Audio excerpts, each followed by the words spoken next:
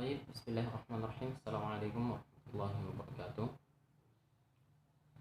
Alhamdulillah, salatu wassalamu ala rasulillah wa ala alihi wa sahbihi wa min walah. Wa ba'd.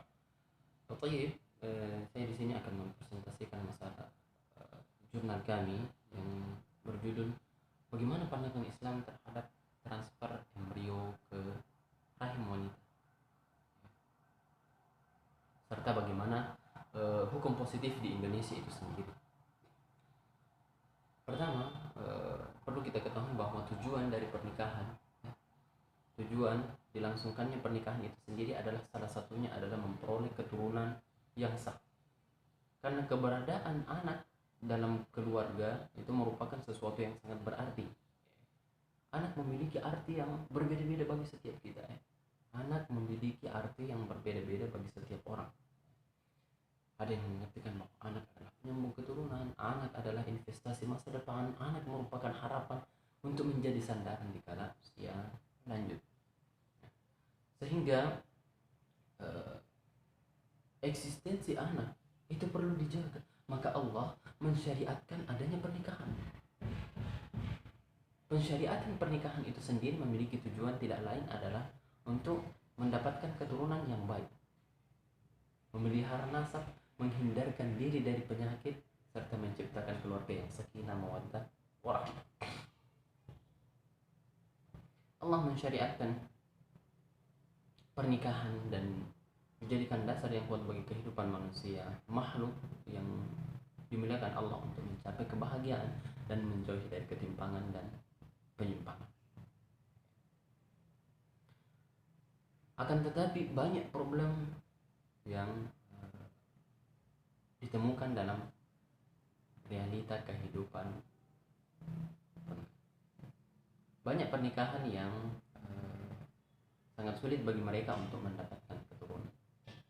Namun seiring dengan perubahan zaman dan semakin berkembang teknologi serta ilmu pengetahuan manusia yang mampu menciptakan berbagai macam alat yang dapat membantu dan memudahkan manusia dalam mewujudkan keinginan-keinginan mereka, misalnya dalam ilmu kedokteran yang mulai kita kenal dengan berbagai macam alat-alat yang dengan itu mampu memudahkan manusia untuk memiliki keturunan. Syariat Islam yang mengatur segala kehidupan manusia dalam berbagai hubungan, baik hubungan antara manusia dengan Tuhannya, antara manusia dengan manusia, antara manusia dengan alam lainnya. Syariat Islam merupakan pemandu bagi setiap manusia agar tetap berada pada jalan yang dibenarkan dalam menjalani kehidupan Islam, sehingga tidak ada konflik antara moral dan sosial, ekonomi atau kebutuhan teknologi dari keberadaan kita. Islam adalah agama yang mempunyai toleransi, fleksibilitas, moderat, serta adanya keseimbangan antara jasmani dan rohani, rasio dan emosi, serta masyarakat serta negara juga sama-sama memiliki kontrol yang diambil dasar dari revolusi Islam, merupakan agama yang universal. Keseimbangan antara jasmani dan rohani, rasio dan emosi, individu, masyarakat, serta negara juga sebuah misi kontrol yang diambil dasarnya dari revolusi Islam yang merupakan agama yang universal, di mana misi serta klaim kebenaran ajarannya melampaui batas suku, etnis, dan bahasa. Padahal lebih dari itu, karena Islam itu sendiri kita yakini sebagai agama penutup yang berorientasi pada rahmatan lil alamin, yang mencakup seluruh sisi kehidupan manusia, tidak pada satu aspek dari permasalahan kehidupan manusia yang lepas dari perhatian. Tidak ada satu aspek permasalahan hidup manusia yang lepas dari perhatian Islam. Wa ma arsalnaka illa rahmatan lil alamin. Dan tidaklah kami mengutus engkau Muhammad melainkan untuk menjadi rahmat bagi seluruh alam. Al-Quran merupakan rujukan, pedoman hidup bagi semua manusia yang menjadi sumber rujukan dalam mengatur suatu hukum. Al-Quran juga sebagai dasar hukum syariat yang mengatur kehidupan manusia serta ajaran Islam. Dan selain Al-Quran, sumber ajaran Islam yang kedua adalah hadis Rasulullah Sallallahu Alaihi Wasallam yang menjadi rujukan bagi kehidupan manusia. Yang pertama adalah Quran, lalu kemudian sunnah Rasulullah Sallallahu Alaihi Wasallam. Era modern telah membawa manusia pada perubahan, kemajuan. Era modern telah membawa manusia pada kemajuan peradaban. Era ini ditandai dengan berbagai penemuan baru, ya. Kemajuan di berbagai bidang, misalnya di bidang teknologi. Secara praktis manusia sudah dimudahkan dengan alat-alat canggih tersebut, ya. Menciptakan kemungkinan bagi taraf hidup manusia, mengangkat penderitaan fisik serta meringankan beban mereka. Dan hampir seluruh aspek kehidupan manusia itu telah tersentuh dengan teknologi-teknologi. Ya, harus kita sadari bahwa teknologi memberikan banyak manfaat kepada manusia. Dari sekian banyak penemuan-penemuan teknologi canggih, salah satunya adalah pada bidang ilmu kedokteran, bidang medis, ya. Sehingga dengan berkembangnya teknologi di bidang tersebut, bukanlah hal yang mustahil yang akan menimbulkan masalah pelit dan rumit, ya. Karena melalui kemajuan ilmu tersebut dapat diagnostik suatu penyakit lebih mudah, ya. Pengobatan pun dapat langsung dengan lebih efektif berkat kemajuan teknologi tersebut. Bahkan bagi wanita yang sulit mendapatkan keturunan juga bisa dengan mudah mendapatkannya berkat alat teknologi yang canggih dengan memindahkan embrio ke dalam rahim. Nah, kemudian kita melangkah pada pembahasan ini, yaitu bagaimana pandangan Islam, ya, terhadap transfer embrio. Sebelum kita masuk kepada pandangan Islam dan juga hukum positif di Indonesia, perlu kita ketahui bahwa embrio adalah proses awal dari pertumbuhan vertebrata, ya, atau hewan bertulang punggung pada manusia. Embrio adalah proses perkembangan yang mencerminkan interaksi luar biasa dari suatu fenomena yang semakin kompleks dari waktu pembuahan sampai pada akhir masa kehamilan. Tahapan proses pertumbuhan dan perkembangan embrio tersebut dibagi menjadi dua bagian. Yang pertama adalah fase fertilisasi, kemudian fase embrio. Tahapan perkembangan atau masa perkembangan embrio lalu kemudian menjadi seorang bayi dan lahir ke bumi, ya, lahir ke dunia ini, itu kurang lebih 38 sampai 40 pekan, atau biasa diakumulasikan ke dalam biasa dokter kelahiran kurang lebih atau umumnya 9 bulan 10 hari atau 38 sampai 40 pekan. Lalu bagaimana proses pemindahan embrio tersebut, ya? Proses pemindahan indung telur ke rahim seorang wanita itu dilakukan dengan beberapa tahap, ya. Yang pertama adalah indung telur dan sperma yang telah dibuahi lalu kemudian menjadi embrio, maka embrio tersebut yang dipindahkan, ya. Diambil dari wanita tersebut lalu kemudian dipindahkan lalu dimasukkan ke dalam rahim wanita lain, ya. Yang kedua, wanita yang akan menerima embrio tersebut, ya, itu mesti diberikan hormon agar permukaan rahim itu siap menerima sel pembuahan tersebut tanpa adanya gangguan. Dan yang ketiga adalah setelah pemindahan embrio tersebut, maka tinggal menunggu apakah akan terjadi kehamilan. Dan apabila setelah 14 hari tidak terjadi menstruasi, maka akan dilakukan pemeriksaan air seni untuk menentukan adanya kehamilan, ya. Dan kehamilan baru dapat dipastikan setelah adanya pemeriksaan ultrasonografi, ya, pemeriksaan ultrasonografi atau biasa dikenal dengan tes USG. Lalu kemudian hal ini menimbulkan pertanyaan di tengah-tengah kita. Lalu bagaimana Islam memandang perbuatan tersebut, ya? Serta bagaimana hukum yang ada di Indonesia? Bagaimana Indonesia melihat perbuatan tersebut? Perlu kita ketahui bahwa setiap tingkah laku manusia mukallaf ada hukumnya, dan setiap ketetapan hukum Islam itu mempunyai dasar hukum. Dasar hukum yang paling pertama adalah Quran itu sendiri. Lalu kemudian ada sunnah. Lalu kemudian setelah itu barulah qiyas atau ijma. Sebab di samping itu banyak pula masalah yang belum jelas hukumnya atau dasar hukumnya atau ilah hukumnya serta hikmahnya ya. Nah, masalah-masalah seperti ini ya, yang mesti dan perlu dikaji agar umat Islam dapat mengetahui serta tidak ikut-ikutan dalam melakukan inseminasi perbuatan tanpa mengetahui hukumnya itu sendiri. Ya. Nah, praktik pemindahan embrio dari rahim wanita ke wanita lain itu berbeda dengan bayi tabung yang diperbolehkan selama sperma dan sel telur itu diperoleh dari pasangan suami istri yang sah melalui ikatan pernikahan. Pemanfaatan rahim di luar pernikahan itu hukumnya haram disebabkan banyaknya mudarat yang ditimbulkan. Ya. Sementara ya, disebabkan banyak mudarat yang ditimbulkan daripada manfaatnya itu sendiri. Pemanfaatan rahim di luar pernikahan itu lebih banyak ya, lebih banyak mudaratnya daripada manfaat yang didapat. Sementara di dalam kaidah usul berbunyi ya, darul mafasidi aula min jalbil masalih. Mencegah kerusakan itu lebih diutamakan daripada mendatangkan maslahat itu sendiri. Ya. Mencegah kerusakan itu lebih diutamakan dan harus kita dahulukan ya, daripada mendatangkan maslahat bagi kita.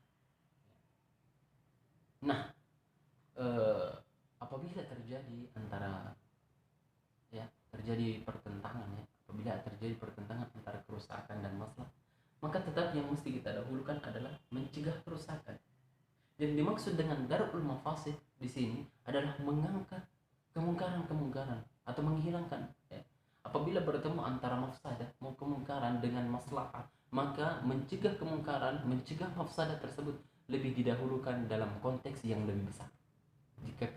Kecuali jika mudaratnya lebih kecil daripada maslahatnya, maka kondisi-kondisi darurat tersebut menjadi sebab diperbolehkan hal yang dilarang dengan syarat tanpa mengurangi kadar darurat dari pelarangan tersebutnya.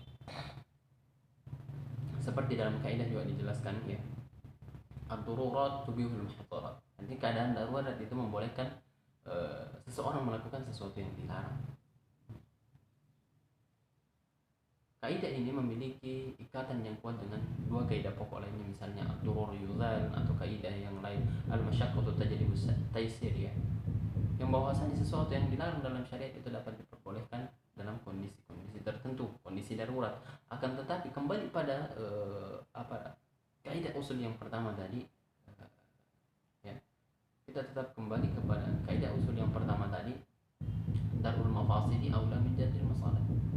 Jika apa yang akan kita kerjakan itu ternyata mafsadahnya jauh lebih besar, maka mencegahnya itu lebih diutamakan daripada mendatangkan, walaupun ada masalah yang kita dapatkan dari situ. Akan tetapi karena mafsadahnya ya, kerusakannya, kemungkarannya itu lebih besar, maka kita tidak dibenarkan untuk mengerjakannya ya. Nah, jika kita melihat pada konteks tadi ya, pemindahan embrio, tentu itu tidak diperbolehkan karena banyak hal yang akan rancong ya. Banyak masalah yang akan timbul dari perbuatan tersebut ya. Banyaknya timbul permasalahan tersebut. Misalnya salah pertama adalah bertentangan dengan sunnatullah, hukum Adam ya. Kemudian yang kedua ya, pemindahan embrio ke wanita lain pada hakikatnya sama dengan prostitusi karena terjadinya percampuran sel dan sel telur wanita pertama dengan wanita yang dititipi embrio tersebut, wanita yang dititipi bayi tersebut. Serta yang ketiga adalah pencampurannya nasab. Para Islam sangat menjaga kesucian kehormatan nasab ya. Bercampur nasab antara yang mana yang menjadi ibu hakiki. Yang mesti menjadi ibu hakiki adalah dia yang mengandung dan melahirkan. Akan tetapi karena sel sperma diperoleh dari wanita lain ya, lalu bagaimana menentukan? Sehingga terjadilah pencampuran nasab dan tidak jelas siapa yang mesti menjadi ibu dari wanita tersebut. Sekalipun wanita yang tempat menitipkan embrio adalah istri kedua dari suami itu tetap tidak diperbolehkan karena hilangnya rasa keibuan dan siapa yang akan menjadi ibu yang hakiki ya. Karena ibu yang hakiki seperti tadi yang dikatakan bahwa ibu yang melahirkan ya, ibu yang mengandung dan melahirkan ya. Akan tetapi karena perolehannya dari ibu pertama ya, embrio tersebut dari suami dengan istri pertamanya lalu kemudian dipindahkan ke istri kedua, kan terjadi di situ percampuran nasab sehingga padahal Islam ya menjaga menjaga kesucian, kehormatan dan nasab. Karena nasab itu ada kaitannya dengan kehormatan, ada kaitannya dengan kewarisan. Ya, fatwa Al-Azhar Muhammad Shaltut ya, Syekh Al-Azhar, Syekh Sya'rafi dan lainnya. Ya, bayi tabung dari suami istri yang dititipi pada rahim penerima pada rahim wanita lain itu statusnya sama dengan anak hasil zina. Muhammad Shaltut dan Syekh Sya'rafi itu menyebutkan bahwa ya, bayi tabung dari suami istri yang dititipkan ke wanita lain itu statusnya sama dengan anak hasil zina. Dan cara ini termasuk cara yang diharamkan karena benih anak bukan dari Anda yang diizinkan melainkan dari wanita. Lalu bagaimana? Bagaimanapun wanita lain itu ada di istri kamu sendiri, misalnya sebagai istri kedua, maka memang kompilasinya adalah suami. Anda berhubungan dengan suami itu hukumnya halal karena wanita itu sendiri. Akan tetapi kembali pada yang jadi bahwa terjadi percampuran nasab sehingga itu tidak diperbolehkan. Kompilasi janin itu mulai terbentuk lalu kemudian dipindahkan ke rahim wanita istri kedua misalnya, maka hukum anak itu tetap diharamkan oleh para ulama karena masalah tadi kerancuan nasab. Dan kita melihat fatwa ulama ya, fatwanya pada tanggal 13 Juni 1979 Majelis Ulama Indonesia telah menyetujui dan menegaskan bahwa dalam kutipannya nomor 2 itu bayi tabung dari pasangan suami istri yang dititipkan ke rahim wanita lain itu tidak dibenarkan ya. Tidak dibenarkan walaupun wanita tersebut adalah istrinya ya, istri keduanya. Akan tetapi karena perolehan benih dari istri pertama dan suami kemudian dipindahkan, maka terjadi kerancuan nasab. Terjadi kerancuan nasab, siapakah yang mesti menjadi ibu dari anak? Nah, terlebih lagi jika janin yang transfer ke rahim wanita tersebut sama sekali bukan benih dari suami, maka ya ulama sedunia mengatakan bahwa itu tidak dibenarkan, itu tidak sah.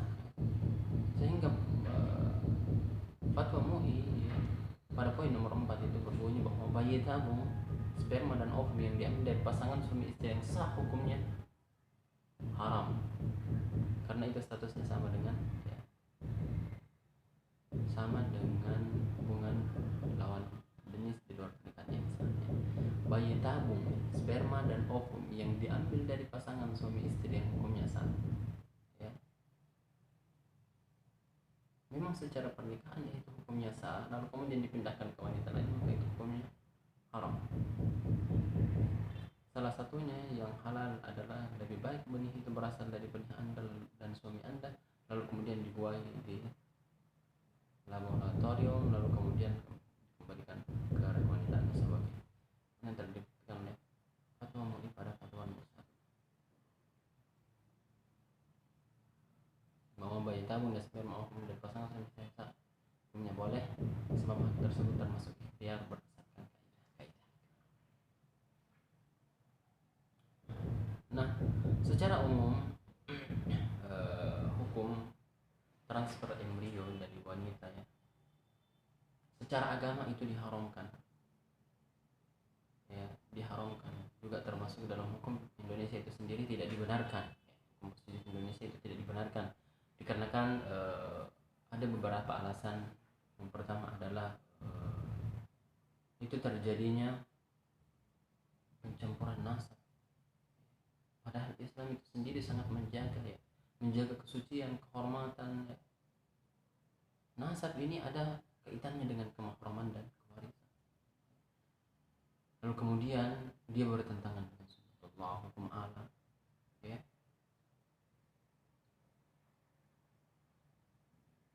Dan juga pemindahan ini, transfer embrio ini itu hakikatnya sama dengan prostitusi itu sendiri, karena terjadinya percampuran sel dan sel telur wanita pertama dengan wanita yang dititipi embrio, sehingga tidak jelas ya, anak yang lahir dari situ tidak jelas nasabnya, sehingga ada kaitannya antara mudarat yang didapatkan itu, mudaratnya jauh lebih besar, mafsadahnya jauh lebih besar, sehingga hal tersebut dilarang atau diharamkan. Ya pada intinya transfer embrio secara agama itu melihatnya bahwa itu adalah sesuatu yang diharamkan ya, itu tidak diperbolehkan, dan juga adalah dari sisi hukum positif Indonesia itu tidak benar. Ya mungkin itu dari kami, mohon maaf jika ada kata-kata yang mungkin itu saja yang dapat kami paparkan pada kesempatan kali ini. Apabila ada kata-kata yang salah itu datangnya dari pribadi, dan yang benar itu datangnya dari Allah Subhanahu wa taala. Syukran. Assalamualaikum warahmatullahi